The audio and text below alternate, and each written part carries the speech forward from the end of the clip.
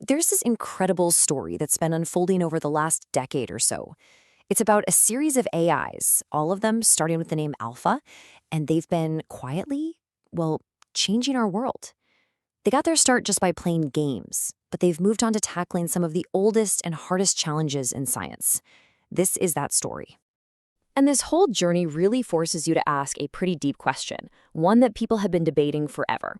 Can a machine actually be creative? Can it come up with something genuinely new, something that even surprises the people who built it? Well, back in 2016, during a high-stakes match of the ancient game of Go, an AI gave us a pretty jaw-dropping answer. It was facing Lee Sedol, one of the greatest players of all time, and DeepMind's AlphaGo made a play. It was moved 37, and it was so bizarre, so unexpected, that everyone just assumed it was a mistake. But it wasn't. It was this moment of profound, almost alien creativity, and it was the move that won the game and completely changed how we thought about AI. So that one move really kicks off the first act of our story. See, if you want to get an AI to solve problems in the real world, you've got to train it first. And it turns out games are the perfect training ground.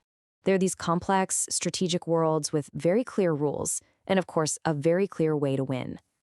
The jump that happened in just 1 year is, well, it's monumental.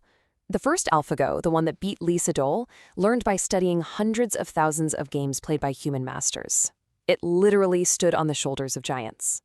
But its successor, AlphaGo Zero, did something else entirely. It started knowing nothing but the rules of the game and just played against itself over and over. Within a few days, it blew past all of human knowledge, crushed the original AlphaGo, and started discovering strategies that no human had ever thought of. Right, so this idea of self-play was a massive breakthrough. The team then generalized it into something called AlphaZero, a single AI that could master not just Go, but also chess and shogi, again starting from zero. And then they went for an even crazier challenge, StarCraft 2. It's this chaotic, real-time game where you don't even see the whole board. By 2019, AlphaStar hit Grandmaster level, putting it in the top tier of human players on the planet. Okay, so the AI can achieve superhuman skill in the hardest games we've ever invented. But at the end of the day, they're still just games. They've got rules, boundaries. What happens when you point that same incredible learning engine at something much bigger and much, much messier? What about reality itself? And that brings us to Act 2. This is where the story shifts, moving away from these artificial game worlds and into the fundamental building blocks of biology. The goal isn't to win a game anymore, but to solve one of the true grand challenges of modern science. And that challenge is called protein folding. So inside every cell of your body, you have these things called proteins. They're like tiny machines doing all the work. They start out as just a simple string of stuff called amino acids, but to do anything, they have to fold themselves into an incredibly complicated 3D shape. Figuring out that final shape just from the starting string, that's the whole problem. If you get the shape right, you can understand diseases, design new medicines. It's huge.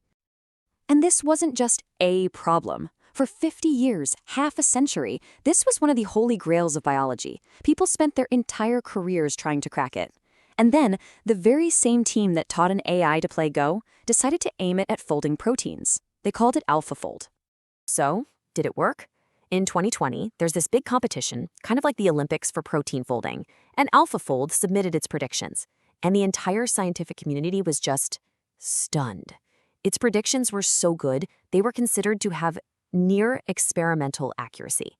That means the AI's guesses were almost identical to the shapes that scientists get after years of painstaking, super expensive work in a lab. It didn't just make a little bit of progress. For all intents and purposes, it had solved the problem. But solving it wasn't even the end game. The team then used AlphaFold to predict the 3D structure of pretty much every single known protein to science. We're talking over 200 million of them. And then they made the whole database public, free for any scientist anywhere. This one move has completely supercharged research into everything from new drugs to designing enzymes that can eat plastic. Which brings us to our final act. The journey started with mastering human games. Then it moved on to solving known problems in the real world. Now it's entering a whole new phase, discovering fundamentally new knowledge in the really abstract realms of math and computer science. I mean, just look at this lineup. Alpha Tensor is finding faster ways to do matrix multiplication, which is this core piece of math that basically all of computing relies on. AlphaDev is discovering more efficient algorithms for basic computer tasks like sorting. You've got Alpha Geometries solving problems at the level of the International Mathematical Olympiad. These AIs aren't just applying what we know, they're generating brand new knowledge. And this is not just theoretical stuff in a lab. This is real, right now. For example, an algorithm for sorting things, a super fundamental task in programming, was discovered by AlphaDev. It was better than what humans had developed and tweaked for decades. And now it's been officially adopted into the C++ library, which is one of the most foundational programming languages in the world.